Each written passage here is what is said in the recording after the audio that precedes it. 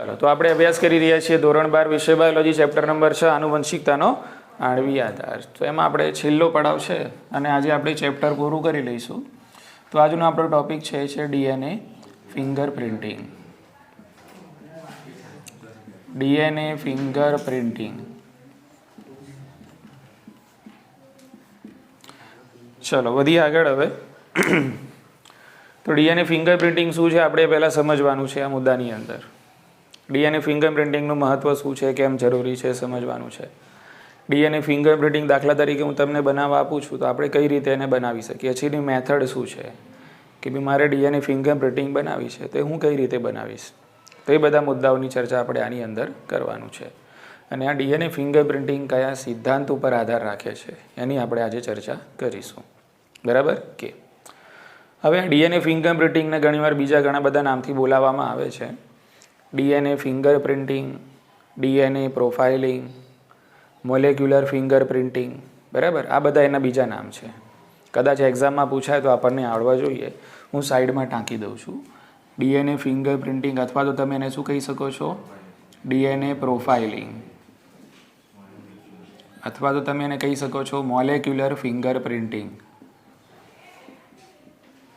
એને કહેવાય છે મોલેક્યુલર ફિંગર પ્રિન્ટિંગ. મોલેક્યુલર એટલા માટે કારણ કે આ જે આખી ફિંગર પ્રિન્ટિંગ છે એ તમે ડીએનએ અણુની લો છો. ડીએનએ મોલેક્યુલ છે, આપણે જોઈ ગયા જૈવિક અણુઓની અંદર. બરાબર કે એટલે આપણે અણુની ફિંગર પ્રિન્ટિંગ લઈએ છીએ, એટલા માટે એને મોલેક્યુલર ફિંગર પ્રિન્ટિંગ પણ કહીએ છીએ. અને ડીએનએ ફિંગરપ્રિન્ટિંગમાં તમને ડીએનએની પ્રોફાઇલ મળે છે. સમજી લો કે મારી પ્રોફાઇલ એટલે કે ભાઈ હું ક્યાં જન્મ્યો છું, ક્યાં નોકરી કરું છું, ક્યાં ભણ્યો છું. બરાબર, એ મારી શું કહેવાશે, પ્રોફાઇલ. એટલે આની અંદર પણ આપણને શું મળે છે, આખી ડીએનએની પ્રોફાઇલ મળે છે. બરાબર કે તો આ અલગ અલગ નામ છે. હવે એક આપણે સમજીએ છીએ ફિંગરપ્રિન્ટિંગ, જે આપણી આંગળી ઉપર જે છાપ છે. બરાબર કે આ પણ બધાની અલગ અલગ હોય છે. હવે આ ફિંગરપ્રિન્ટિંગનો મતલબ શું છે, આ ફિંગરપ્રિન્ટિંગ ઓળખ જ છે ને કે ભાઈ એકથી બીજાની ઓળખ થાય. એક વ્યક્તિથી બીજા વ્યક્તિને આપણે અલગ પાડી શકીએ. સમુદાયમાંથી આપણે કોઈ વ્યક્તિ છે તો એને આપણે ઓળખી શકીએ. એટલે દરેકની ફિંગરપ્રિન્ટિંગ કેવી હોય છે, અલગ અલગ હોય છે. પણ અત્યારના જમાનામાં જે જોલ કરવાવાળા વ્યક્તિઓ છે, બરાબર, એ બધા વ્યક્તિઓએ આનો ઉપાય કાઢી લીધો છે. આની તમે કોપી કરી શકો છો. સમજાવ્યું કે નહીં? આપણે જોઈએ છે કે મારી ફિંગરપ્રિન્ટિંગ જે છે એની બીજો કોઈ કોપી કરી શકે છે અને એ ફિંગરપ્રિન્ટિંગનો મિસયુઝ પણ થઈ શકે છે. એટલે આની અંદર ચેન્જ કરી શકાય. આની અંદર શું કરી શકાય છે, ચેન્જ કરી શકાય છે. બરાબર, કંઈક ખોટું કરવું હોય તો આનો જોલ થઈ શકે એમ, આનો રસ્તો છે. સમજાવ્યું કે નહીં? એટલે ફિંગરપ્રિન્ટિંગ ઓથેન્ટિક અમુક કિસ્સાઓમાં માનવામાં આવે છે. ખ્યાલ આવી ગયો કે ફિંગરપ્રિન્ટિંગનો મતલબ એ છે કે ભાઈ આપણે એકબીજાને મતલબ વ્યક્તિથી વ્યક્તિને શું પાડી શકીએ છીએ, અલગ પાડી શકીએ છીએ અને ઓળખી શકીએ છીએ. આ હેતુ છે આપણો. પણ અહીંયા જે ફિંગરપ્રિન્ટિંગ છે શું છે, ડીએનએ ફિંગરપ્રિન્ટિંગ. હવે ડીએનએ ફિંગરપ્રિન્ટિંગ છે એમાં કોઈ જોલ થાય નહીં, કોઈ ચેન્જ થાય. મારી અંદર મારા કોષમાં એટલે કે મારા શરીરમાં કેટલા કોષો છે, 1014 જેટલા આશરે કોષો છે. બરાબર, પુખ્ત વ્યક્તિની અંદર દરેક કોષની અંદર હશે કોષ કેન્દ્ર. કોષ કેન્દ્રની અંદર હશે રંગસૂત્રો. બરાબર ને, રંગસૂત્રો આપણે જાણીએ છીએ ડીએનએના બનેલા છે. બરાબર કે હવે મારી ડીએનએની અંદર તો કોઈ ક્રમ બદલી નહીં જાય ને. મારા ડીએનએની કોઈને કોપી બનાવી હોય તો એ તો ક્રમ બદલાય નહીં ને. બરાબર ને, તો એની તો પ્રિન્ટ બદલાવાની છે નહીં, રિપોર્ટ બદલાય. દાખલા તરીકે હું ડીએનએ ફિંગરપ્રિન્ટિંગ કરું છું ને મારે ખોટો રિપોર્ટ બનાવો તો રિપોર્ટ બની જાય, પણ એકચ્યુઅલ જે પ્રિન્ટિંગ છે એ બદલાશે નહીં. બોલો, ખ્યાલ આવી ગયો કે એટલે ડીએનએ ફિંગરપ્રિન્ટિંગનો પણ આપણે આની અંદર જ યુઝ કરવાનો છે. મેઇનલી આ વસ્તુઓની અંદર યુઝ થાય છે કે ભાઈ કોઈ ક્રાઇમ સીન છે.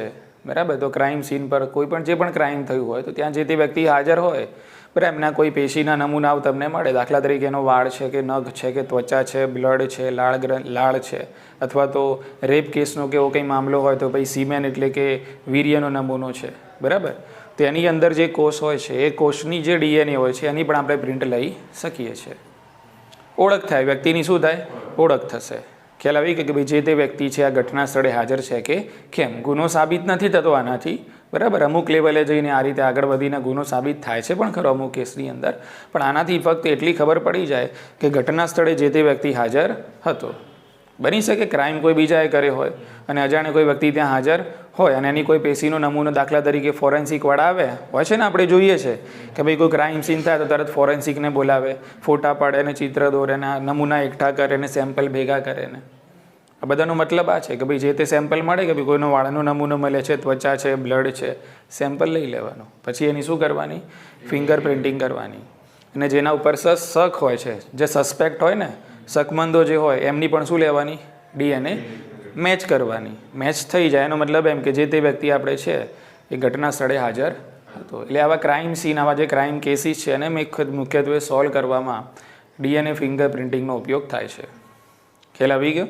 કે એ જ રીતે સમજી લો કે પિતૃત્વની ઓળખ, કોઈ પિતૃત્વનો દાવો કરે છે કે ભાઈ પિતૃની ઓળખ કરવા માટે પણ આપણે ડીએનએ ફિંગર પ્રિન્ટિંગનો ઉપયોગ કરીએ છીએ. ખ્યાલ આવી ગયો? બાળકની ઓળખ કરવા માટે કે ભાઈ કોઈને એવું છે કે ભાઈ આ મારું બાળક છે કે કેમ ચેક કરવું છે મારે, કે મારું જ બાળક છે કે કેમ, તો શાનાથી ચેક થઈ શકે? ડીએનએ ફિંગર પ્રિન્ટિંગથી ચેક. ભાઈ આ મારા પિતા છે, મારે ચેક કરવું છે કે આ જ મારા પિતા છે એમ. તો શાનાથી? ખ્યાલ આવી ગયો કે નહીં? બરાબર. ઓકે. તો મુખ્યત્વે આ પ્રકારના કેસીસની અંદર એટલે ટૂંકમાં વ્યક્તિની ઓળખ છે. આ શું છે? આ વ્યક્તિની ઓળખ કરવાની એક ટેકનિક છે. એક વ્યક્તિને બીજી વ્યક્તિથી એક અલગ પાડવાની ટેકનિક છે. બરાબર ને? કે એને આપણે કહીએ છીએ ડીએનએ ફિંગર પ્રિન્ટિંગ. ચાલો વધીએ આગળ. તો થોડો ડેટા આપણે લઈ લઈએ હ્યુમન જીનોમ પ્રોજેક્ટમાંથી, આપણે જે એના લક્ષણો જોયા એમાંથી. તો હ્યુમન જીનોમ પ્રોજેક્ટની અંદર આપણે જોયું કે બધા વ્યક્તિઓની અંદર 99.99% જે ડીએનએ સિક્વન્સ છે, ડીએનએ ક્રમ છે, ન્યુક્લિયોટાઇડનો ક્રમ છે, સમાન છે. ન્યુક્લિયોટાઇડનો ક્રમ સમાન છે. તો લોજિકલી તમે મને જવાબ આપો, આપણી ડીએનએ ફિંગર પ્રિન્ટિંગનો જે બેઝ બનવાનો છે, આપણે જે ડીએનએ ફિંગર પ્રિન્ટ લઈશું, બરાબર, એમાં સમાનતાને આપણે મુખ્ય આધાર આપીશું કે અસમાનતાને? અસમાનતા. સમાનતાને લઈને તો કોઈ મતલબ જ નથી ને, એવી ને એવી છાપ મળે. ખ્યાલ આવી ગયો ને? ઓકે. એટલે આપણા કામનું આ છે નહીં. આપણો આધાર 99.9% જે સમાન ડીએનએ હોય છે દરેક વ્યક્તિની અંદર, એ આપણી ફિંગર પ્રિન્ટિંગનો આધાર નથી બનવાનો. બોલો, ખ્યાલ આવી ગયો? કે તો આપણે બધા એકબીજાથી કેટલા ટકા અલગ પડીએ છીએ? 0.1% અલગ પડીએ છીએ. બરાબર. એટલે આપણા બધાનું જે ડીએનએ છે એકબીજાથી ઓનલી 0.1% છે એ ન્યુક્લિયોટાઇડના ક્રમમાં ભિન્નતા દર્શાવે છે.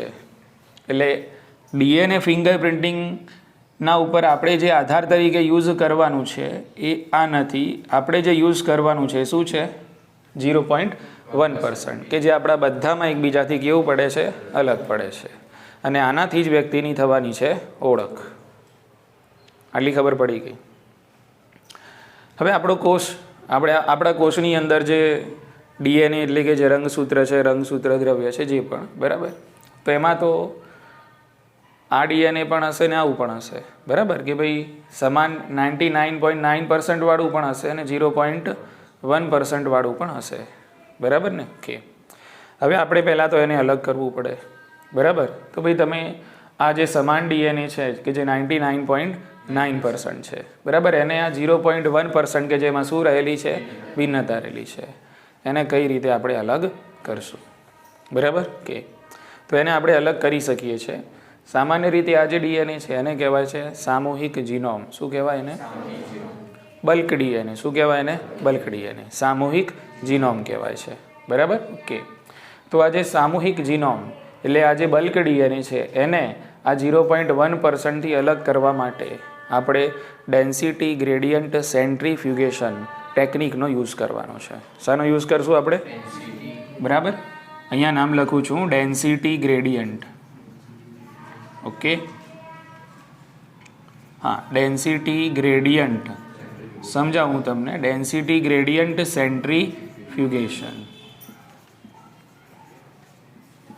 પહેલાં તો આ ટેકનિકનું ખાલી પહેલાં નામ યાદ રાખી લેજો તમે કે ભાઈ બલ્ક ડીએનએમાંથી એટલે કે જે સામૂહિક ડીએનએ છે, સામૂહિક જીનોમ છે, એ સામૂહિક જીનોમમાંથી તમારે આ જે ડીએનએ છે કે જે ભિન્નતા દર્શાવે છે એને અલગ કરવું છે, તે અલગ કરવાની ટેકનિક છે ડેન્સિટી ગ્રેડિયન્ટ સેન્ટ્રીફ્યુગેશન.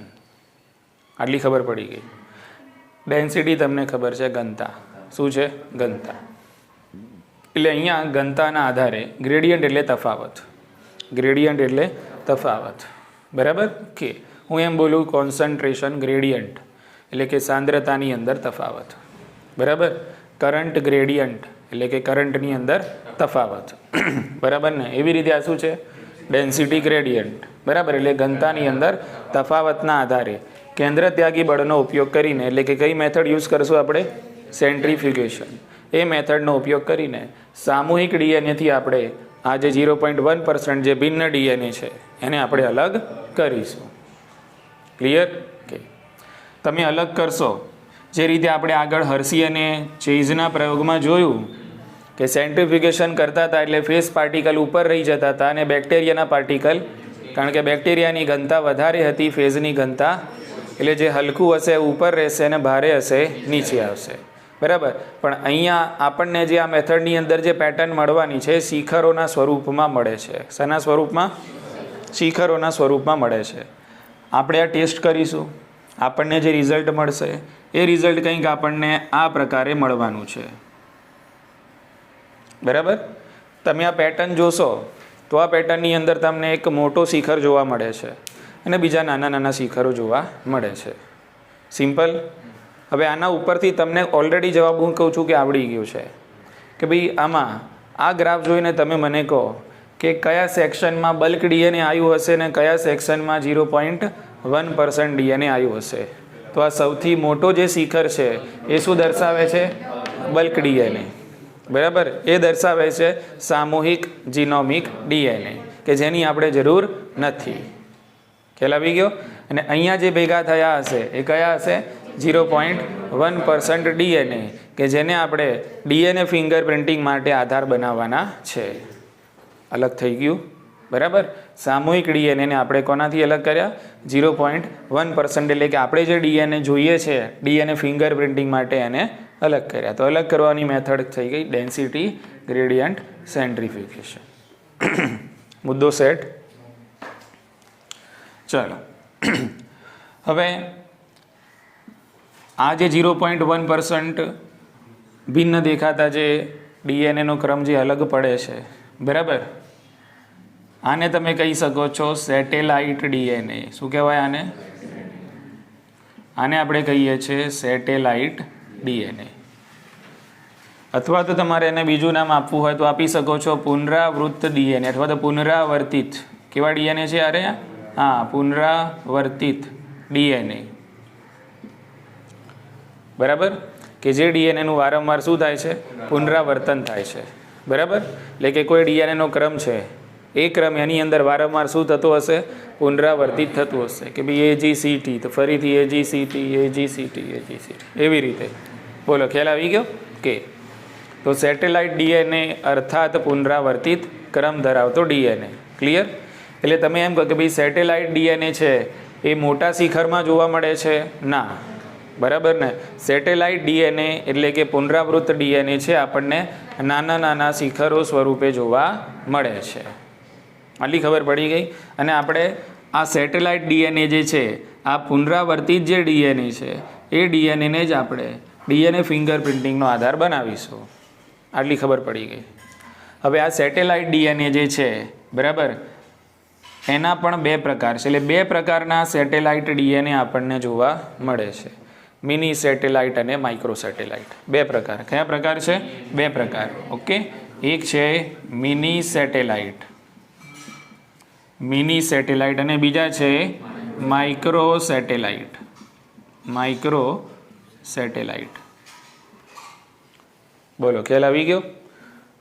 અને આપણે જે ડીએનએ ફિંગરપ્રિન્ટિંગમાં ઉપયોગ કરવાનો છે એ ઉપયોગ કરશું કોનો?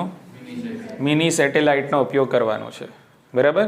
કે મિની સેટેલાઇટને માઇક્રો સેટેલાઇટથી તમે કઈ રીતે અલગ કરી શકો છો તેના 3 મુદ્દા આપેલા છે. ધ્યાન રાખજો, ખાસ સમજજો.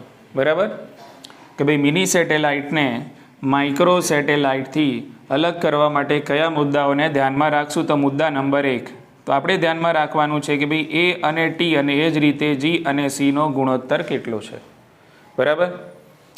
એ ટી એડેનિન અને થાઇમિન અને ગ્વાનિન અને સાયટોસિન, બરાબર. તો એના ગુણોત્તરનું પ્રમાણ કેટલું છે, એક તો આ મુદ્દો ધ્યાનમાં રાખશું, જેના થકી આપણે ડિફરન્શિએટ કરશું કોની વચ્ચે, મિની સેટેલાઇટ અને માઇક્રો સેટેલાઇટ. આટલી ખબર પડી ગઈ. બીજું છે એ આ જે પુનરાવર્તિત ક્રમ છે, એટલે કે આ જે સેટેલાઇટ છે એની લંબાઈ, એની શું થશે, લંબાઈ, બરાબર.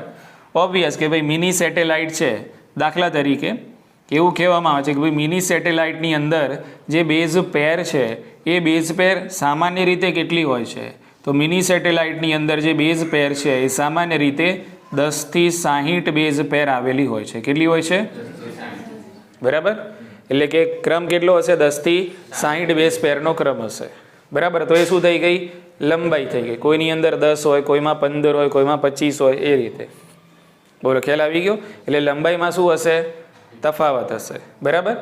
માઇક્રો સેટેલાઇટ એટલે શું કહેવામાં આવે છે કે ભાઈ માઇક્રો સેટેલાઇટ એટલે કે એપ્રોક્સિમેટલી 1 to 8 બેઝ પેર. કેટલું બેઝ પેર હોય છે, એટલે માઇક્રો સેટેલાઇટ છે એની લંબાઈ નાની છે, એની અંદર કેટલા હશે, 1 થી 8 બેઝ પેર આવેલા હોય છે. ખ્યાલ આવી ગયો, સામાન્ય રીતે. એટલા માટે એને શું કહેવાય છે, માઇક્રો સેટેલાઇટ. આ શું છે, મિની સેટેલાઇટ, બરાબર ને. કે એટલે જે ડીએનએ હોય છે કે જે પુનરાવૃત્ત થતા હોય છે, બરાબર, ઓકે, એના ખંડોની જે લંબાઈ છે એ લંબાઈની અંદર પણ આપણને વિવિધતા જોવા મળે છે. કેટલાક ખંડની અંદર સમજી લો કે 10 નાઇટ્રોજન બેઝ પેર છે, કેટલાકની અંદર 20 છે, કેટલાકની અંદર 30 છે. તો 10 વાળો ટુકડો નાનો થશે, 20 વાળો લાંબો થશે. એટલે જે લંબાઈ કેટલી છે, એક તો એને આધાર માનીને આપણે આ બેને અલગ કરી શકીએ છીએ. બોલો, ખ્યાલ આવી ગયો, ઓકે. તો આપણે અહીંયા લખીશું પુનરાવર્તિત ખંડોની લંબાઈ, લેન્થ. મેન આ મુદ્દો છે, શું છે, લેન્થ, બરાબર. કે હવે લેન્થ તો ખરી મળી ગઈ તમને, પણ એના કોપી નંબર, ત્રીજો મુદ્દો શું છે, એના કોપી નંબર એટલે કે એ કેટલી સંખ્યામાં રિપીટ થાય છે, બરાબર. કે ભાઈ એ 10 વાર રિપીટ થાય છે, એ 100 વાર રિપીટ થાય છે, એ કેટલી વાર, 200 વાર રિપીટ થાય છે, બરાબર. તો એના કોપી નંબર કેટલા છે એના આધારે પણ આપણે મિની અને માઇક્રોને એકબીજાથી અલગ કરી શકીએ છીએ, બરાબર, ઓકે. તો આપણે અહીંયા લખીશું કે ભાઈ પુનરાવૃત્ત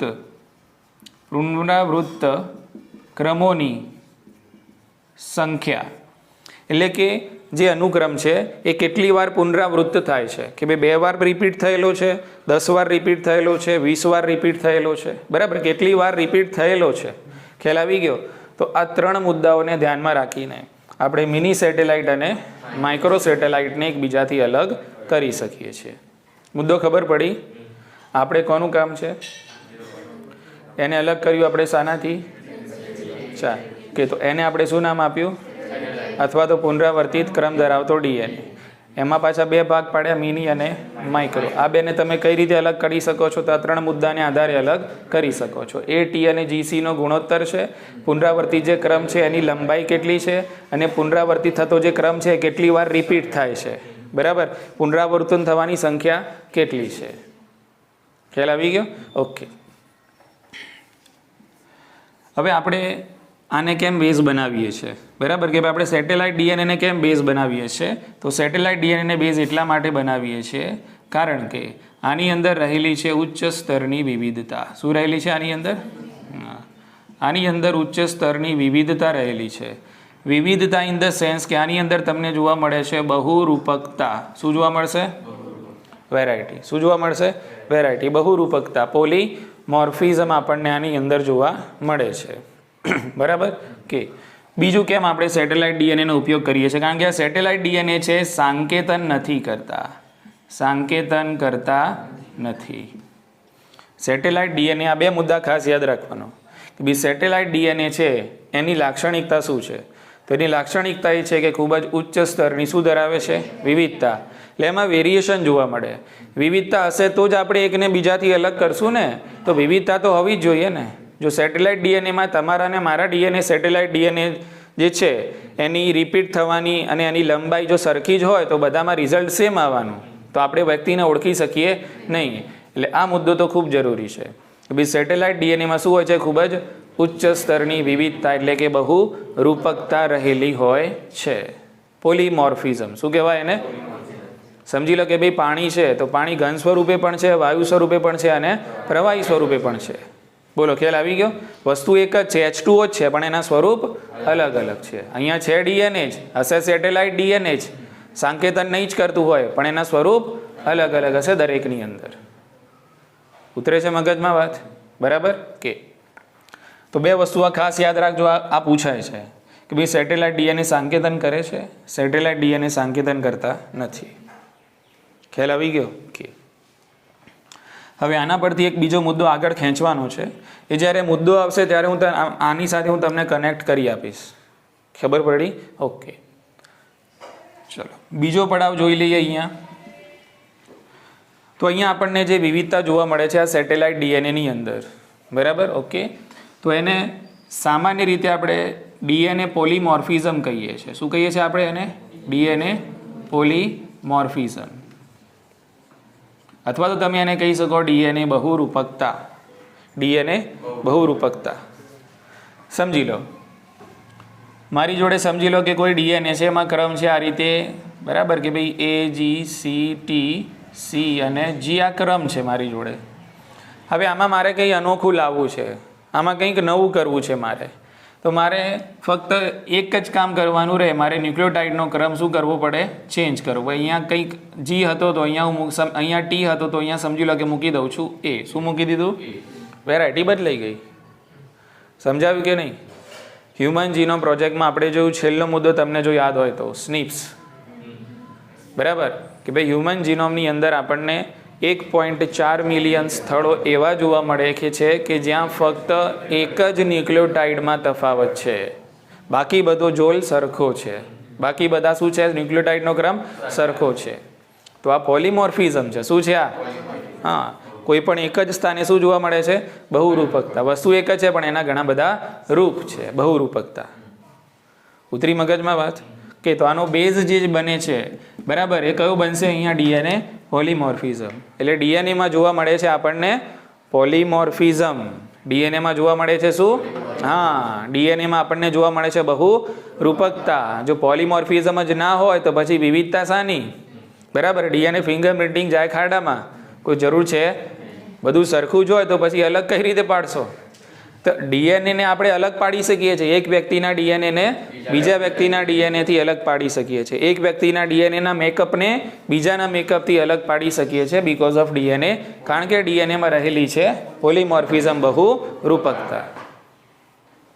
ઉતરે છે મગજમાં વાત? કમ્પ્લીટ? હા. હવે મારે બહુરૂપકતા લાવવી છે, ચેન્જ લાવવો છે ને, ન્યુક્લિયોટાઇડના ક્રમમાં મારે ચેન્જ કરવો છે. તો હું કરીશ મ્યુટેશન, વિકૃતિ. એક જ ઇલાજ છે આનો. મ્યુટેશન કરું રે તો જ વેરાયટી મળે ને. મ્યુટેશન કરું તો શું મળે? વેરાયટી મળે ને. ચલો મારે આવું ને આવું જ બીજું ડીએનએ પણ ખાલી અહીંયા જીની જગ્યાએ સી લાવવું છે, તો આને શું કહેવાય? વિકૃતિ કહેવાય. હા કે ના?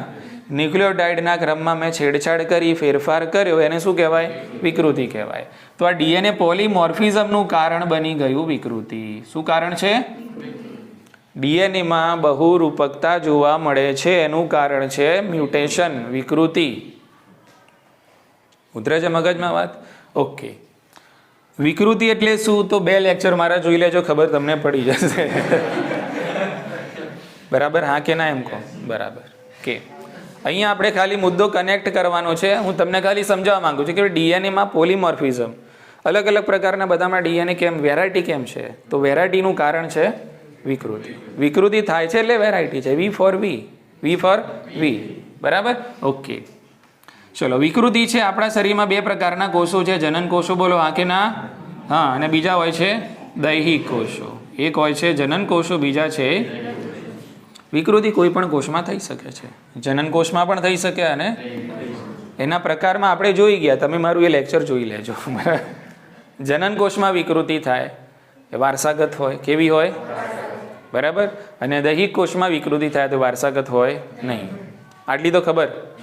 જનન કોષમાં પણ વિકૃતિ થઈ શકે, દૈહિક કોષમાં પણ વિકૃતિ થઈ શકે, પણ વારસાગત કઈ હોય કે જે જનન કોષમાં થાય એ કઈ હશે?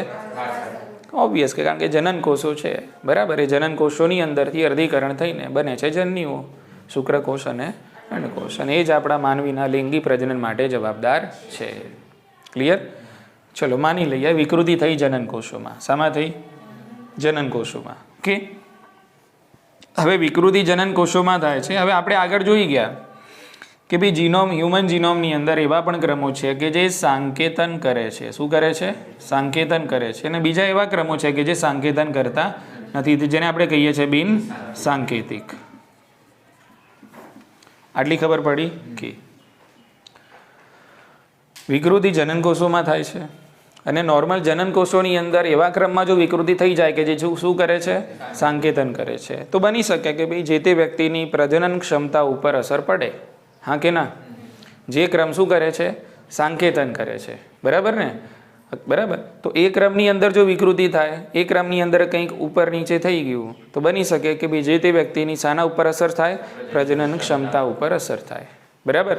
એટલે બેટર એ છે કે વિકૃતિ એમાં થાય કે જે ક્રમો સાંકેતન કરતા નથી. બેટર એ છે કે વિકૃતિ એમાં થાય કે જે ક્રમો શું નથી કરતા? હા, આટલી ખબર પડી? આમાં તમે ભલે ને ગમે તે છેડછાડ કરો, એની જગ્યાએ ટી નાખી દો, જીની જગ્યાએ સી નાખી દો, પણ આ તો ક્રમ એવો છે કે જે સાંકેતન કરતો, તો ભલે ને આમાં છેડછાડ કરો, કંઈ વાંધો છે નહીં. બરાબર. આપણી જે પુરવણી છે, મેન આન્સર બુક છે, એમાં તો સારા અક્ષરે જવાબો લખવાના, પણ રફ પેજમાં એવું કરીએ છીએ આપણે. રફ પેજમાં ભલે લીટા થાય, ખોટું પડે, આપણને કોઈ મતલબ છે, એના માર્ક કપાવવાના નથી. તો આપણી આ મેન પુરવણી છે.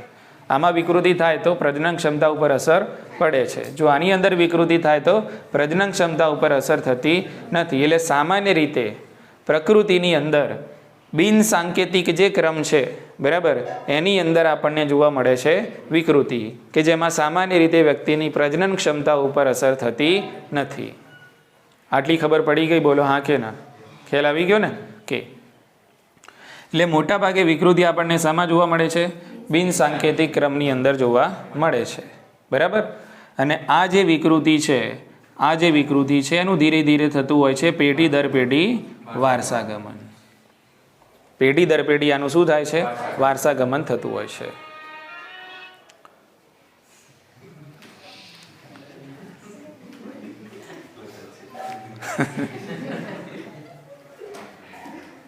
તો આ જે વિકૃતિ છે એનું પેઢી દર પેઢી વારસાગમન થતું હોય છે. હમણાં જે વસ્તુ થઈ એનું વારસાગમન થવું જોઈએ નહીં. બરાબર.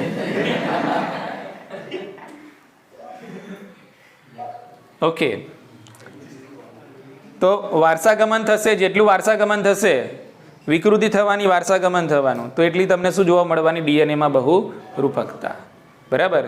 એટલે વિકૃતિનું જે વારસાગમન થાય છે એને જ તમે કહી શકો છો ડીએનએ બહુ રૂપકતા. વિકૃતિ થશે, વારસાગમન થશે, ફરીથી વિકૃતિ થશે, વારસાગમન થશે. એટલે પેઢી દર પેઢી નવી ને નવી વેરાયટી ડીએનએમાં બહુ રૂપકતા તમને જોવા મળતી જશે. બોલો ખ્યાલ આવી ગયો?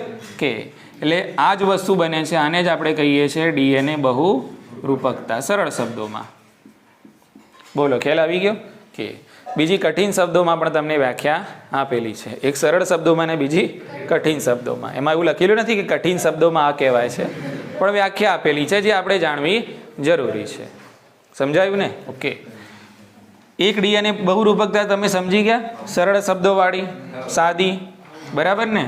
કે ભાઈ વિકૃતિ જે છે એનું વારસાગમન થયા કરે. બરાબર. ઓકે. તો આ વિકૃત વારસાગમન, એટલે કે વિકૃત અનુક્રમની અંદર જે વારસાગમન થઈ રહ્યું છે એને ડીએનએ પોલીમોર્ફિઝમ બહુ રૂપકતા કહે છે.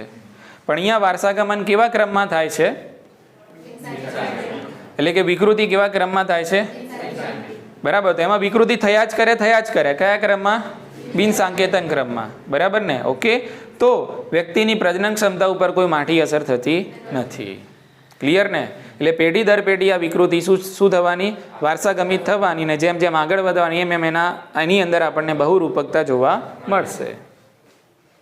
ઉતરે છે મગજમાં વાત? અને આ જ પ્રમાણે જો લાખો વર્ષો સુધી થયા કરે તો આગળ જઈને નવી જાતિઓ પેદા થઈ શકે છે. આગળ જઈને ઉદ્વિકાસ છે થઈ શકે છે. એટલે કહેવાનો મતલબ એ છે કે ડીએનએ પોલીમોર્ફિઝમના કારણે, વિકૃતિના કારણે નવી જાતિ વિકાસ થઈ શકે છે. એટલે ડીએનએ પોલીમોર્ફિઝમ શાના માટે જવાબદાર છે? જાતિ વિકાસ માટે જવાબદાર છે. ડીએનએ પોલીમોર્ફિઝમ આગળ જઈને શાના માટે રિસ્પોન્સિબલ થાય છે? ઉદ્વિકાસ માટે જવાબદાર ગણાય છે. સમજાવ્યું કે નહીં? ચેન્જ થયો, શું થાય છે? ધીમે ધીમે ચેન્જ થાય છે. બોલો, ખ્યાલ આવી ગયો ને? કે તો એટલા માટે 1-2 વર્ષની વાત નથી, લાખો વર્ષો પછી એક નવી જ જાતિ છે પેદા થઈ શકે છે. એટલા માટે ઉદ્વિકાસના તમે લેક્ચર આપણે અટેમ્પ કરશો, મેં જે મોકલ્યા છે એમાં તો આપણે એમાં સમજાવેલું છે, બરાબર, કે ભાઈ લાખો વર્ષોની પ્રક્રિયા પછી આ રીતે જનીનિક શું થતા હોય છે? ફેરફારો થતા હોય છે, તો નવી જ જાતિઓનું નિર્માણ થાય છે. વર્ષો પહેલાં જે જાતિઓ જોવા મળતી હતી અત્યારે નથી ને અત્યારે છે, વર્ષો પહેલાં જોવા મળતી હતી નહીં. તો આ બધું જે ગરબડી થાય છે શામાં થાય છે? ડીએનએમાં થાય છે. એટલા માટે આટલી ખબર પડી. ડીએનએ પોલીમોર્ફિઝમ એટલે બહુરૂપકતાની એક બીજી વ્યાખ્યા આપી છે કે સમજી લો કે આપણી જોડે કોઈ વસ્તી છે, બરાબર, ઓકે, એ વસ્તીની અંદર તમને જો 0.01 જનીન આવૃત્તિ 0.01 જનીન આવૃત્તિ, બરાબર, ઓકે, એના કરતાં વધારે કોઈ એક સ્થળ ઉપર એટલે કે કોઈ એક જગ્યા ઉપર તમને વધારે પ્રમાણમાં એલએલ જોવા મળે, એક જ સ્થળ ઉપર વધારે પ્રમાણમાં એલએલ જોવા મળે, અલગ અલગ પ્રકારના, એક જ સ્થળ ઉપર અલગ અલગ પ્રકારના એલએલ જોવા મળે, તો એને પણ કહીએ છીએ આપણે ડીએનએ પોલીમોર્ફિઝમ. એટલે એમાં 2 વસ્તુ યાદ રાખવાની છે. એક તો આંકડો યાદ રાખવાનો છે 0.01, બરાબર, 0.01 જનીન આવૃત્તિ કરતાં વધારે એક જ સ્થળે જો એક કરતાં વધારે એલેલ જોવા મળે, બરાબર, તો એને કહેવાય ડીએનએ બહુરૂપકતા. એલેલ શું છે આપણે સમજી ગયા છીએ આગળના ચેપ્ટરમાં, બરાબર, પણ આવા અલગ અલગ પ્રકારના એલેલ જો એક જ સ્થળે જમા થયેલા જોવા મળે અને એની આવૃત્તિ કેટલી હોય? વસ્તીમાં 0.01 કરતાં વધારે હોય, બરાબર, તો એને આપણે કહીએ છીએ ડીએનએ પોલીમોર્ફિઝમ, ડીએનએ બહુરૂપકતા તરીકે ઓળખવામાં આવે છે. જો આમાં ના ખબર પડી તો આ સરળ શબ્દોની વ્યાખ્યા છે, બરાબર, કે ભાઈ ડીએનએની અંદર શું થાય છે? વિકૃતિ. કેવા પ્રકારના? મોટાભાગે બિનસાકેતી, જેના કારણે પ્રજનન ક્ષમતા ઉપર અસર થતી નથી, અને આ જે વિકૃતિ છે એનું જે વારસાગમન થાય છે એના કારણે ડીએનએની અંદર આપણને જોવા મળે છે બહુરૂપકતા. બોલો, ખ્યાલ આવી ગયો? સમજાવ્યું કે નહીં? કદાચ તમને 4 માર્ક્સની અંદર આ પ્રશ્ન આખો કદાચ પૂછાઈ જાય તો આ બહુરૂપકતાવાળું જે વચ્ચેનું છે ને એને તમે વચ્ચેથી સ્કીપ કરશો ને, ખાલી એટલું લખશો કે ભાઈ 1-2 શબ્દોમાં તમે વ્યાખ્યા લખી દેશો, બરાબર, અને બહુરૂપકતાનું કારણ વિકૃતિ છે એટલું દર્શાવી દેશો અને આને એટલું લખીને બહુરૂપકતાવાળા મુદ્દાને સ્કીપ કરી દેશો તો વાંધો નથી. મેઇન જે મુદ્દો છે એ પહેલાંનો આ છે. ડીએનએ ફિંગરપ્રિન્ટિંગ તમે વર્ણન કરો તો પહેલાં આ મુદ્દો કવર થવો જરૂરી છે. પણ ડીએનએની કેમ ફિંગરપ્રિન્ટિંગ લીધી? એનું કારણ છે ડીએનએ, કારણ કે ડીએનએની અંદર જોવા મળે છે આપણને વેરાયટી, એટલા માટે. એટલે અહીંયા ફક્ત સમજવાનું શું છે? DNA polymorphism. એટલે એ તમે જે રીતે સમજો એ રીતે ફક્ત 3-4 શબ્દોમાં પણ એક ફકરો બનાવીને લખી દેશો તો ચાલી જાય, બરાબર. આખી ડિટ્ટો વાર્તા કરવાની જરૂર નથી. ઇઝી? ઓકે, ચલો હવે મેથડ પર આવીએ છીએ આપણે કે ભાઈ ડીએનએ ફિંગરપ્રિન્ટિંગ બનાવવી છે આપણે, મેથડ તૈયાર એટલે કે ક્રિએટ કરવી છે, તો આપણે કઈ રીતે કરશું? તો સૌથી પહેલાં એ વૈજ્ઞાનિકને યાદ કરી લઈએ. 1984માં આ ડીએનએ ફિંગરપ્રિન્ટિંગ આપણને એલેક જેફરી નામના વૈજ્ઞાનિકે આપી. સાહેબનું નામ શું છે? હા, એલેક જેફરી. અને આ પ્રશ્ન ઘણીવાર નીટની પરીક્ષાઓમાં પૂછાયેલો છે. એલેક જેફરી યસ લખ્યું છે, બરાબર, એવું જ લખ્યું છે ને? પણ અસલમાં કહેવાય છે એલેક જેફરી છે, પણ બુકમાં લખેલું છે હું લખું છું. શું કહેવાય છે? એલેક જેફરી. એલેક જેફરી લખેલું, તમે કહો આપણે તો યસ આપેલું છે, પણ એ એલેક જેફરી જ છે, બરાબર, કે તો એલેક જેફરીયસ નામના જે વૈજ્ઞાનિક છે એમણે 1984ની અંદર ડીએનએ ફિંગરપ્રિન્ટિંગ છે એની ભેટ દુનિયાને આપી, બરાબર. કદાચ એવું પૂછાય કે ભાઈ ભારતની અંદર કોણ? ભારતની અંદર ડીએનએ ફિંગરપ્રિન્ટિંગના ફાધર એટલે કે પપ્પા કોને કહેવાય છે? તો ડૉક્ટર લાલજી સિંઘ. શું નામ છે સાહેબનું? ડૉક્ટર લાલજી સિંઘ, બરાબર ને? આખી દુનિયાના ડીએનએ ફિંગરપ્રિન્ટિંગના આખી દુનિયાના પિતા કહેવાય. કોણ? એલેક જેફરી, બરાબર. અને ડૉક્ટર લાલજી સિંઘ કોના કહેવાય? ભારતના કહેવાય. પૂછાય તો લખજો, યાદ રાખજો, લાલજી સિંઘ. આલી ખબર પડી ગઈ? ખબર પડી, હા કે ના? ચલો, તો એલેક જેફરી છે સાહેબે આપણને આ ડીએનએ ફિંગરપ્રિન્ટિંગ છે એની ભેટ આપીને, જેના કારણે આ ચેપ્ટરની અંદર આ મુદ્દો એડ થઈ ગયો, બરાબર.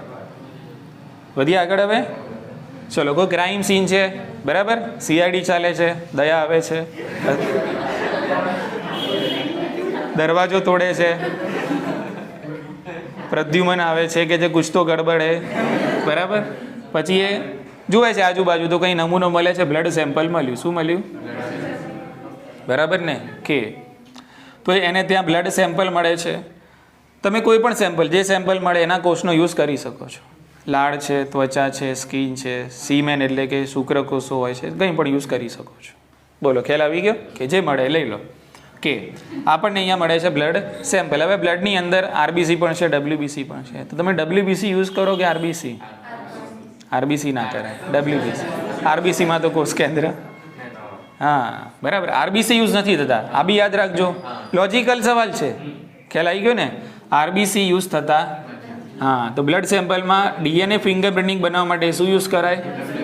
બરાબર ને? એ રીતે તમે કોઈ પણ મતલબ પેશીનો નમૂનો મળે છે એને તમે યુઝ કરી શકો છો. કે ચાલો, હવે આ કોષની અંદર તો છે આપણું મટીરિયલ, જેને આપણે ડીએનએ કહીએ છીએ. તો પહેલું સ્ટેપ આપણે છે ડીએનએ અલગીકરણ. કરશું ને અલગીકરણ? કે એમને એમ જોઈને કહી દઈશું ભાઈ આ ચલો સેમ નથી જવાતો. પહેલા ડીએનએ બહાર કાઢશું ને, તો એને શું કહીશું આપણે? ડીએનએ અલગીકરણ. સમજો, આને કહીશું આપણે ડીએનએ અલગીકરણ. બરાબર? કે ચલો, બીજું જે સ્ટેપ છે એની આપણે વાત કરીએ. વીએનટીઆર વાળો મુદ્દો આગળ આવશે. જ્યારે સ્ટેપ આવે વખતે હું તેને સાથે કોમ્પ્રો કરી દઈશ આ રીતે, એટલે તમને ખ્યાલ આવી જશે. બરાબર? ડીએનએ અલગીકરણ કર્યું આપણે. હવે આ કોષની અંદર પ્રોટીન છે, લિપિડ છે, કાર્બોદિત છે, બધું છે, પણ મારે ડીએનએથી જ મતલબ છે. એટલે બીજા બધા ઘટકો પાચન થવા જોઈએ, ડીએનએનું પાચન થવું જોઈએ નહીં. એટલે હું એવા ઉત્સેચકો વાપરીશ કે જે બીજા બધા ઘટકોનું કામ કરી દે તમામ, એટલે એનું થઈ જાય પાચન. સમજી લો કે મારે આરએનએનું પાચન કરવું છે તો હું વાપરીશ આરએનએજ. શું વાપરીશ? પ્રોટીનનું પાચન કરવું છે તો પ્રોટીએજ. એ રીતે લિપિડનું કરવું છે તો લાઇપેઝ. ડીએનએજ નહીં વાપરું કારણ કે મારે એની જરૂર છે. ડીએનએ અલગ કર્યું. આ ડિટેલમાં ટેકનિક ભણવાની છે બાયોટેકનોલોજીમાં. બરાબર ને? કે તમે બધું પાચન કરી દો, પછી એમાં ચિલ્ડ ઇથેનોલ, કેવું ઠંડુ ઇથેનોલ નાખો ને એટલે આમ ઉભરાતા ડીએનએ ઉપર આવી જાય. અને સ્પૂલિંગ ટેકનિકની મદદથી આપણે એને કાઢી લેવાના. એટલે આને કહેવાય ડીએનએ અલગીકરણ. ડિટેલમાં ભણવાનું છે આ વસ્તુ, ક્યાં? બાયોટેકનોલોજી. ઓકે, તો ડીએનએ આપણી જોડે આવી ગયું.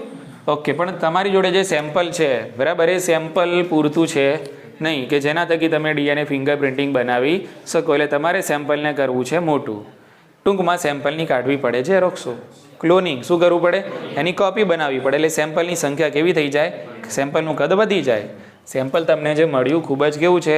નાના કદનું છે, જેના થકી તમે વ્યવસ્થિત ડીએનએ ફિંગરપ્રિન્ટિંગ બનાવી શકતા નથી. તો એના માટે તમારે જે પણ તમને સેમ્પલ મળી હોય, બરાબર, એને તમારે એમ્પ્લિફાય કરવું પડે. શું કરવું પડે? બોલો, ખ્યાલ આવી ગયો ને? ઓકે, એમ્પ્લિફાય કરો એટલે કે તમને એ સેમ્પલનું છે કદમાં વધારો જોવા મળે. અને એ તમે કરી શકો છો પીસીઆર ટેકનોલોજીની મદદથી. Polymerase chain reaction. Polymerase chain reaction. બરાબર?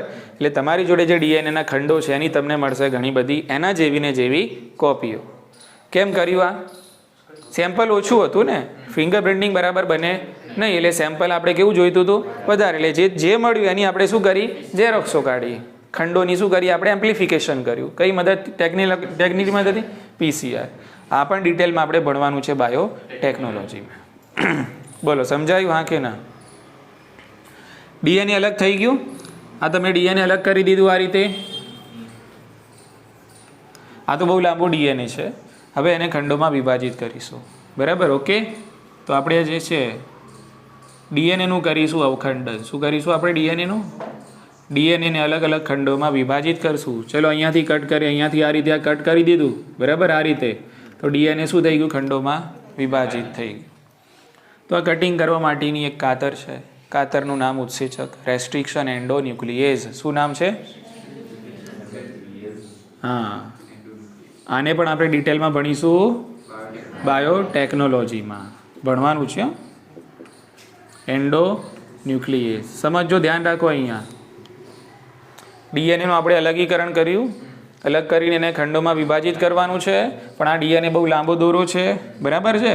આપણે એને ખંડોમાં વિભાજિત કરવા માટે ઉત્સેચકનો ઉપયોગ કર્યો. આપણી કાતર બનશે ડીએનએને કાપવા માટે.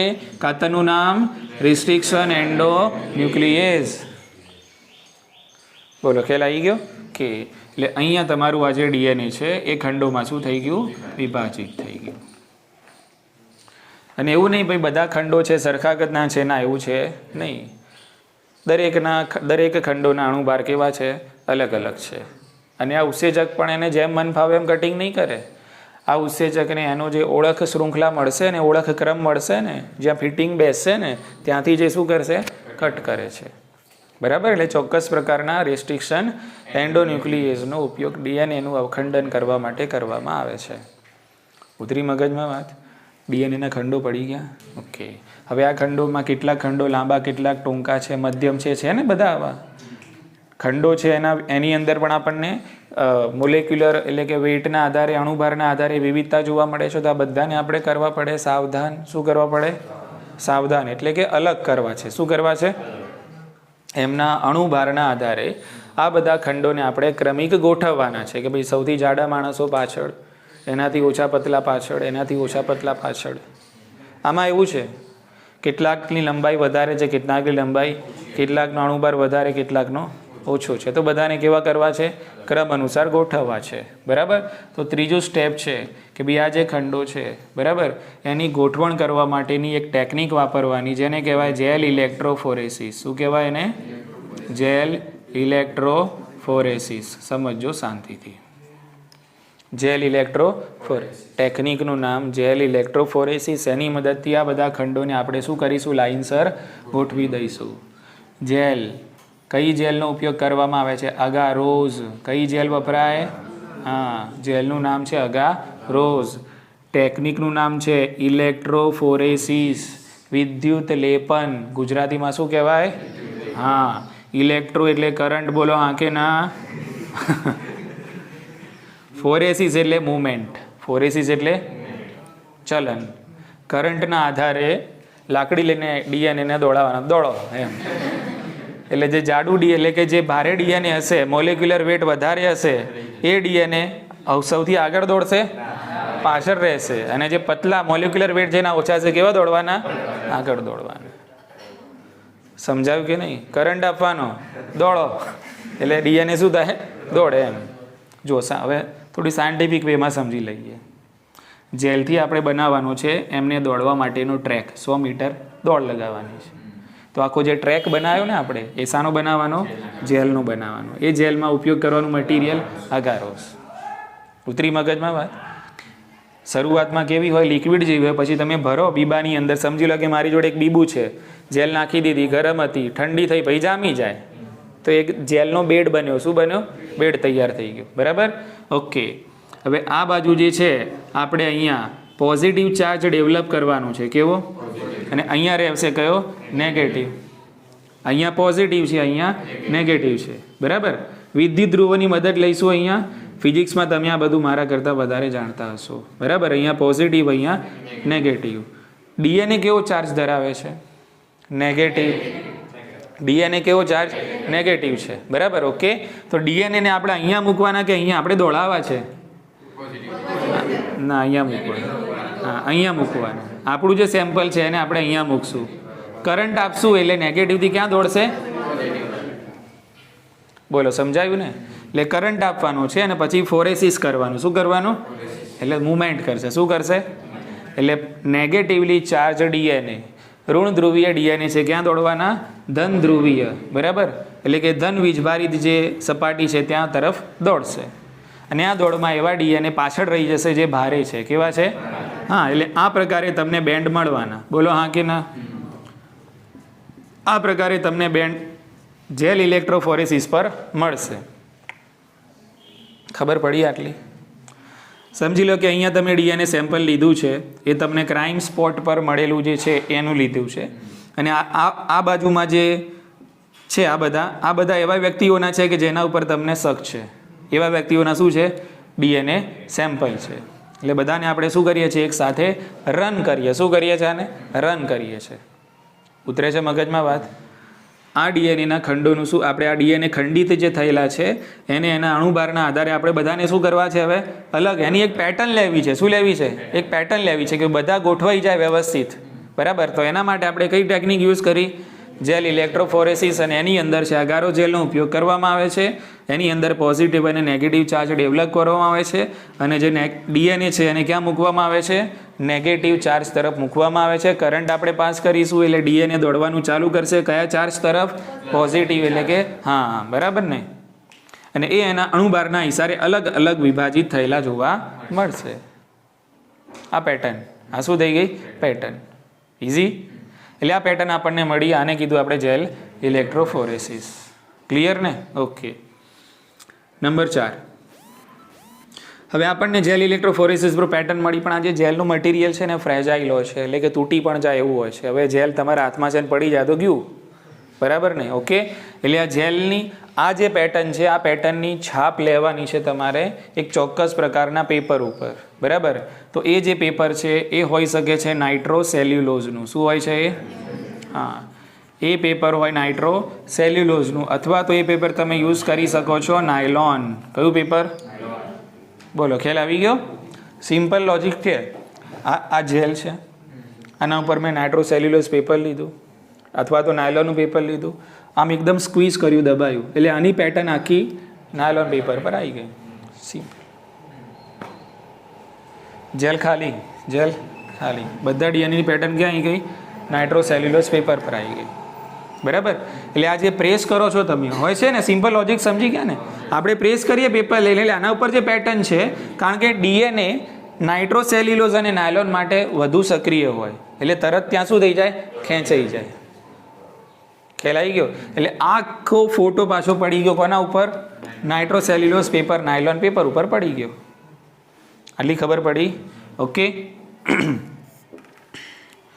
હવે આ જે ટેકનિક છે કે જે તમે જેમાં તમે નાઇટ્રોસેલ્યુલોઝ પેપર એટલે કે નાયલોન પેપરનો યુઝ કરો છો અને આ છાપ આના ઉપર લઈ લો છો પેપર ઉપર. બરાબર. તો આને કહેવાય છે સઘન બ્લોટિંગ. શું કહેવાય આને? સઘન બ્લોટિંગ. યાદ રાખજો. અંગ્રેજીમાં લખેલું છે સાવધાન વંચાશે તમને. કેવું વંચાશે? બરાબર. બોલાય છે તે સઘન સાવધાન જે બોલો એ યાદ રાખજો ટૂંકમાં. બોલો, ખ્યાલ આવ્યો? તો આ જે સ્ટેપ છે એને શું કહેવાય? સાવધાન બ્લોટિંગ. સધન બ્લોટિંગ, સાઉધન બ્લોટિંગ. જે સાઉથ નોર્થ હોય છે ને એવી રીતે, ઈસ્ટ વેસ્ટ એવી રીતે જ. ઉતરી મગજમાં વાત? એટલે કદાચ પૂછાય કે ભાઈ ડીએનએ ફિંગરપ્રિન્ટિંગમાં પીસીઆર નો ઉપયોગ કરવામાં આવે છે? યસ. જેલ ઇલેક્ટ્રોફોરેસિસ નો? યસ. સધન બ્લોટિંગ નો? યસ. નોર્ધન બ્લોટિંગ નો? નો. વેસ્ટર્ન બ્લોટિંગ નો? નો. જો બીજી બે ટેકનિકના નામ હું બોલ્યો, ખબર પડી તમને? એક નોર્ધન બ્લોટિંગ ને બીજું વેસ્ટર્ન બ્લોટિંગ. તો એમાં ફરક બી સમજી લઈએ જોડે જોડે, લગે હાથ હો જાય. બરાબર. એવું સધન બ્લોટિંગ એટલે શું? તમે ડીએનએની છાપ મેળવો ને પેપર ઉપર તો સધન બ્લોટિંગ કહેવાય. બરાબર. આરએનએની છાપ મેળવો તો નોર્ધન બ્લોટિંગ કહેવાય. અને પ્રોટીનની છાપ મેળવો તો વેસ્ટર્ન બ્લોટિંગ કહેવાય. અને વેસ્ટર્ન બ્લોટિંગ એ એડ્સ માટે કન્ફર્મેટિવ ટેસ્ટ કહેવાય. શું કહેવાય? એડ્સ માટે કન્ફર્મેટિવ ટેસ્ટ કહેવાય છે. પૂછા તો યાદ રાખજો તમે. બરાબર. સાઈડમાં ટાંકવું હતો ટાંકી દેજો, પણ અહીંયા ખાસ યાદ રાખશું આપણે સધન બ્લોટિંગથી ડીએનએની છાપ શાના ઉપર મેળવવાની? જેલ પરથી ક્યાં આવશે? નાઇટ્રોસેલ્યુલોઝ અથવા તો નાયલોન પેપર પર આવશે. એને સધન બ્લોટિંગ કહેવામાં આવે છે. હા કે ના બોલો? આગળ વધીએ આપણે. ખબર પડી ગઈ? ચલો નંબર 5. હવે આપણે જે બધી મેટર હતી બધી ક્યાં આવી ગઈ? નાઇટ્રોસેલ્યુલોઝ નાયલોન પેપર ઉપર. એટલે આ થઈ ગયું આપણું નાયલોન પેપર. હવે આ જ પેટર્ન આપણે અહીંયા છે કોપી કરી લીધી છે. ઇઝી. હવે તમે અહીંયા અલગીકરણ કરો છો તો આ જે ડબલ સ્ટેન્ડર્ડ હતા એ બધા થઈ ગયા સિંગલ સ્ટેન્ડર્ડ. કેવા થઈ ગયા? ડીએનએના ટુકડાઓ હવે અહીંયા કેવા છે? સિંગલ સ્ટેન્ડર્ડ છે. હવે અહીંયા તમારે કરવાનું, અહીંયા યુઝ કરવાના છે તમારે ડીએનએ પ્રોબ. શું કરવાના? અને આ ડીએનએ પ્રોબ પાછા હોય છે રેડિયો એક્ટિવ. કેવા? Radio active DNA probe. Radio active DNA probe. DNA probe શું છે? તો ડીએનએ પ્રોબ એટલે ડીએનએનો નાનો ટુકડો, સેગમેન્ટ ઓફ ડીએનએ. શું છે આ? બરાબર ને? ઓકે. અને આ ડીએનએ પૂરક હોય છે. શું હોય છે? પૂરક હોય છે. પૂરક કોને હોય છે? તો એ પૂરક હોય છે વીએનટીઆર ને. કોને? વીએનટીઆર. હવે સમજો વીએનટીઆર નો કોન્સેપ્ટ. વેરિયેબલ આખું નામ યાદ રાખી લઈશું, variable number of tandem repeats, variable number of tandem repeats, બરાબર. ઓકે, આપણા બધાની અંદર VNTR છે જ, પણ દરેકની અંદર VNTR કેટલી વખત રિપીટ થાય છે એ પેટર્ન અલગ છે. મારી અંદર VNTR 10 વાર રિપીટ થાય કોઈ રંગસૂત્રમાં, તો તમારી અંદર એ જ રંગસૂત્રની અંદર કદાચ 25 વાર પણ રિપીટ થાય. એટલે રિપીટ થવાની પેટર્ન કેવી હોય છે? અલગ અલગ હોય છે. બોલો, સમજાયું હા કે ના? બરાબર. તો આ VNTR અસલમાં કોના પૂરક હોય? એટલે કે DNA પ્રોબ કોના પૂરક હશે? VNTR. આ VNTR ક્યાં હાજર છે? અહીંયા તમારા DNA ઉપર હાજર છે, બરાબર. DNA પ્રોબ પણ કેવા હોય છે? Single stranded. DNA પ્રોબ પણ સિંગલ સ્ટ્રેન્ડેડ છે, બરાબર. એના ઉપર રેડિયો એક્ટિવ મટીરિયલ છે, બરાબર. એની પ્રક્રિયા કરીને DNA પ્રોબને કેવા કરવામાં આવે છે? રેડિયો એક્ટિવ કરવામાં આવે છે. DNA પ્રોબ કોના પૂરક છે? VNTR ના પૂરક છે. VNTR શું છે? તો VNTR છે મિની સેટેલાઇટ. શું છે VNTR? સમજ પડી? VNTR છે મિની સેટેલાઇટ, બરાબર. કે તો અહીંયા બધા હશે, અહીંયા શું હશે? બધા VNTR. આના પણ હશે, આના પણ હશે, બધા VNTR હશે. હવે તમે ટેકનિકમાં એવા DNA પ્રોબ યુઝ કરો છો કે જે VNTR ના પૂરક છે. શું છે? એવા પ્રોબ યુઝ કરો છો જે VNTR ના પૂરક છે. ક્લિયર છે? ઓકે. અને આ DNA પ્રોબને તમે બનાવો છો રેડિયો એક્ટિવ. હવે સિમ્પલ ચીજ સમજજો.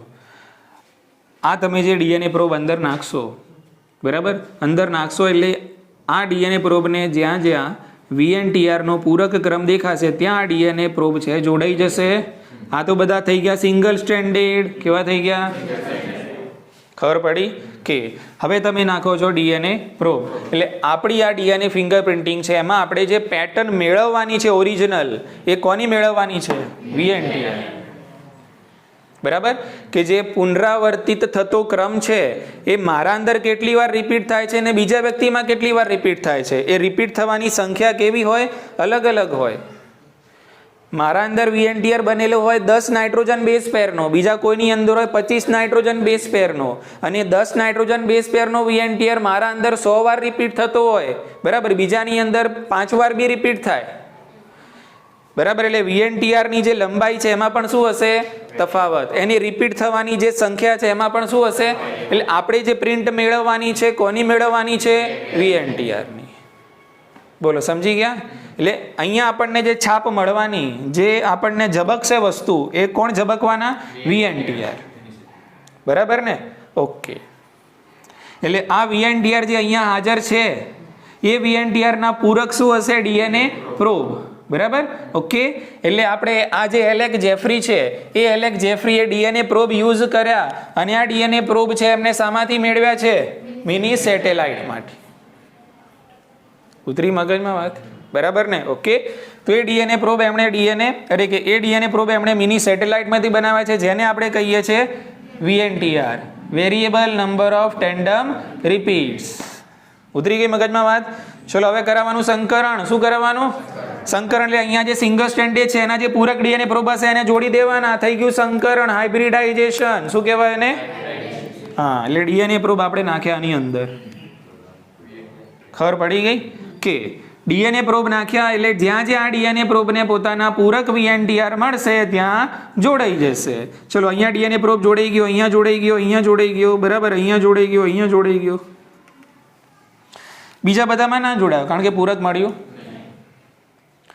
તો એવું પણ નહીં થાય કે ભાઈ તમે જેટલા પણ DNA પ્રોબ નાખશો એ બધા જોડાઈ જશે, એવું જરૂરી છે નહીં. કેટલાક જોડાશે, કેટલાક જ્યાં જ્યાં એને પેટર્ન મળવાની ત્યાં જોડાવાની, બાકીના નહીં જોડાય. આ તમે જે કર્યું ને, આ જે કર્યું, બરાબર છે? ઓકે. આને કહેવાય રેડિયો લેબલિંગ. શું કહેવાય? હા, આને કહેવાય છે રેડિયો લેબલિંગ.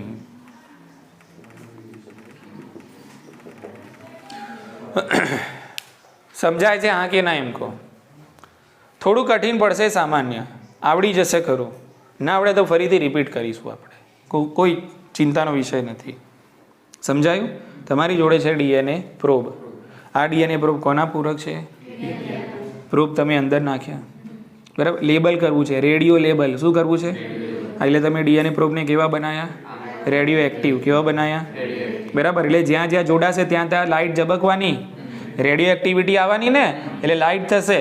એટલે તમે આના ઉપર એક્સરે પાડશો ને એટલે એનો ફોટો પડવાનો. શું પડશે? જે રીતે આપણા હાડકા પર એક્સરે પાડીને ફોટો પડી જાય છે ને હાડકાનો, એવી જ રીતે આ ડીએનએનો પણ શું પડી જશે? ફોટો પડી જશે.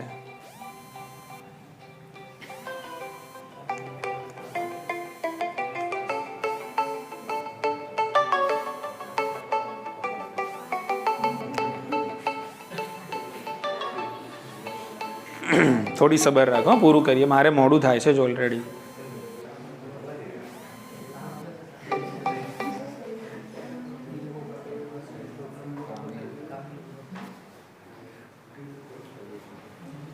ચલો અહીંયા ધ્યાન રાખો, સબર છોડતા નહીં, અહીંયા ધ્યાન રાખો. તો આ જે ડીએનએ પ્રોબ છે, ડીએનએ પ્રોબને આપણે ક્યાં નાખીએ છીએ? મતલબ ડીએનએ પ્રોબ દ્વારા કોને ટ્રીટમેન્ટ આપીએ છીએ આપણે? Nitro cellulose પેપરને. એટલે જ્યાં જ્યાં પ્રોબને પોતાના પૂરક મળવાના VNTR ત્યાં ત્યાં જોડાઈ જશે. એટલે હવે જ્યાં સિંગલ છે બધા કેવા થઈ ગયા? ડબલ થઈ ગયા. ખ્યાલ આવી ગયો? એટલે આ તમે કર્યું હાઇબ્રિડાઇઝેશન, આ તમે કર્યું કહેવાશે સંકરણ. આટલી ખબર પડી ગઈ? હજુ આ જે છે તમારી ડીએનએ ફિંગરપ્રિન્ટિંગ નથી. હવે છેલ્લું સ્ટેપ છે અહીંયા કે ભાઈ આ જે તમને પેટર્ન મળે છે આ પેટર્નને તમારે એક્સરે ફિલ્મ ઉપર ફોટો પાડવાનો છે. એક્સરે જે ફોટોગ્રાફી પ્લેટ હોય છે એના ઉપર તમે શું પાડશો? ફોટો. એટલે આ જ પેટર્ન એક્સરે તમે પાડશો ને એટલે જ્યાં જ્યાં રેડિયો એક્ટિવિટી દેખાશે ને એનો ફોટો પડી જશે. એટલે હવે આ જ વસ્તુ તમારી કોપી થઈને અહીંયા આવી જશે. ક્યાં? એક્સરે ફિલ્મ પટ્ટી ઉપર. એટલે જ્યાં જ્યાં ડીએનએ પ્રોબ જોડાયા હશે એટલી જ વસ્તુ છે એનો ફોટો પડશે કોના ઉપર? એક્સરે ઉપર. એટલે આ જ પેટર્ન આવી ગઈ ક્યાં? એક્સરે ઉપર. બરાબર. હવે અહીંયા પેટર્ન સરખાવવાની છે તમારે. તો ભાઈ આ તમારું હતું ક્રાઇમ સીન પર મળેલા ડીએનએની ફિંગરપ્રિન્ટિંગ. હવે આના જેવી ને જેવી કોના આ બેમાંથી કોની જોડે મેચ થાય છે? તો કોની જોડે થાય છે? આની જોડે થાય છે. એનો મતલબ એમ કે આની ફિંગરપ્રિન્ટિંગ અને આની ફિંગરપ્રિન્ટિંગ કેવી આવે છે? સરખી આવે છે. બોલો, સમજાય છે? ખબર પડી? ખ્યાલ આવી ગયો ને? કે એટલે અહીંયા જે VNTR છે એનો ક્રમ અને અહીંયા જે VNTR આવે છે એનો ક્રમ કેવો છે? સરખો છે. અહીંયા જેટલી વાર પુનરાવર્તિત ક્રમ રિપીટ થાય છે એટલી જ વાર ક્યાં થાય છે? અહીંયા. એટલે અહીંયા જે પેટર્ન હશે એ આના જેવી જ છે. એટલે મતલબ કે આ વ્યક્તિ અને આ વ્યક્તિ બંને કેવા છે? એક જ છે. બોલો, ખ્યાલ આવી ગયો? કે બાકીના મુદ્દાઓની આપણે ચર્ચા હજુ કરવાની બાકી છે. બરાબર. અત્યારે ફક્ત તમે હવે આટલું જ ધ્યાન રાખી લો. અહીંયા આપણે લેક્ચર પૂરું કરી દઈએ. બરાબર. ધ્યાન રાખો, સ્ટેપમાં તમે ધ્યાન રાખો, અહીંયા મેથડમાં ધ્યાન રાખો કે ભાઈ આપણે શું કરીએ છીએ? ડીએનએ અલગીકરણ. ડીએનએ અલગીકરણ એટલે આપણે કોષનું જે ડીએનએ સેમ્પલ મળ્યું તો ડીએનએ મળી ગયું. સેમ્પલ ઓછું હતું એટલે આપણે શું કર્યું? સેમ્પલ વધી ગયું. ડીએનએ બહુ મોટો અણુ છે, આપણે એનું અવખંડન કર્યું. કટિંગ કરવા માટે આપણે શું કર્યું? Restriction endonuclease. રિસ્ટ્રિક્શન એન્ડોન્યુક્લિયસ છે એ બધાને એમના અણુબારના હિસાબે આપણે પેટર્ન લેવી હતી. ડીએનએ બેન્ડ પેટર્ન મળે. શું મળે? અહીંયા ડીએનએ બેન્ડ પેટર્ન મળે, પટ્ટાઓ મળે ડીએનએના. તે પટ્ટાઓ આપણે એને સાવધાન એટલે કે એના અણુભારના હિસાબે ગોઠવવા હતા. એટલે આપણે કઈ ટેકનિક યુઝ કરી? Jail electrophoresis. શું છે મેં તમને સમજાવી દીધું. બરાબર. ઓકે. તો આ રીતે આપણે ડીએનએના પટ્ટાઓ શું છે? પેટર્ન મેળવીએ છીએ. હવે જેલ ફ્રેજાઇલ મટીરિયલ છે, તૂટી જાય એવું છે. એટલે આ પેટર્ન આપણે લઈ લીધી કોના ઉપર? નાઇટ્રો સેલ્યુલોઝ અથવા તો નાયલોન પેપર ઉપર, જેને આપણે શું કીધું? સાવધાન બ્લોટિંગ. બરાબર. અને અહીંયા આપણા ડીએનએ કેવા એટલે કે અહીંયા તમે જ્યારે રન કરો ત્યારે તમારા ડીએનએ કેવા થઈ જશે? એક શૃંખલીય થઈ જશે. અને હવે તમે ડીએનએ પ્રોબનો યુઝ કરો છો. ડીએનએ પ્રોબ કેવા છે? હા, રેડિયો એક્ટિવ છે. તો અહીંયા આ જે પ્રક્રિયા તમે કરી રહ્યો છો એને કહીશું આપણે રેડિયો લેબલિંગ. એટલે આ થઈ ગયું તમારું સંકરણ. બરાબર. એટલે આ ડીએનએ પ્રોબ કોના પૂરક હશે? અચ્છા, VNTR શું છે? તો VNTR શું છે? મિની સેટેલાઇટ છે. મિની સેટેલાઇટ શું છે? પુનરાવર્તિત ક્રમ છે. અને આ VNTR ની પેટર્ન દરેક વ્યક્તિની અલગ અલગ હોય છે. એટલે આપણે આ પેટર્નની છાપ લેવાની છે. આપણે કોની છાપ લેવાની છે? એ જે પેટર્ન છે આપણે એની છાપ લેવાની છે. ક્લિયર છે? ઓકે. એટલે આ VNTR જે છે એના પૂરક ડીએનએ પ્રોબ છે એલેક્સ જેફરી સાહેબે બનાવેલા છે. બરાબર. એટલે કે ટૂંકમાં ડીએનએ ફિંગરપ્રિન્ટિંગમાં માઇક્રો નહીં પણ કોનો ઉપયોગ થાય છે? મિની સેટેલાઇટનો ઉપયોગ કરવામાં આવે છે. ક્લિયર? ઓકે. હવે આપણે કરીશું સંકરણ. એટલે જ્યાં જ્યાં ડીએનએ પ્રોબને શું મળવાના?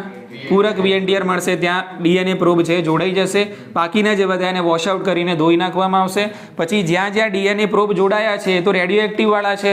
એટલે જ્યારે એક્સરે પાડશો એટલે એનો ફોટો સીધો એક્સરે ફિલ્મ પટ્ટી પર આવી જશે. શું આવશે? હા, અને એ જ રીતે તમને અહીંયા પણ એક પેટર્ન જોવા મળશે. હવે તમે આને કહી શકો છો DNA ફિંગર પ્રિન્ટિંગ. બરાબર. અને તમે જેટલા પણ સેમ્પલ લીધા છે એની ફિંગર પ્રિન્ટિંગ છે એને શું કરવાની છે? કમ્પેર કરવાની છે કે ભાઈ કોની કોની સાથે મેચ થાય છે. બોલો, સમજી ગયા? બીજા નાના નાના મુદ્દાઓ બાકી છે, એની આપણે આવતીકાલે ચર્ચા કરીશું.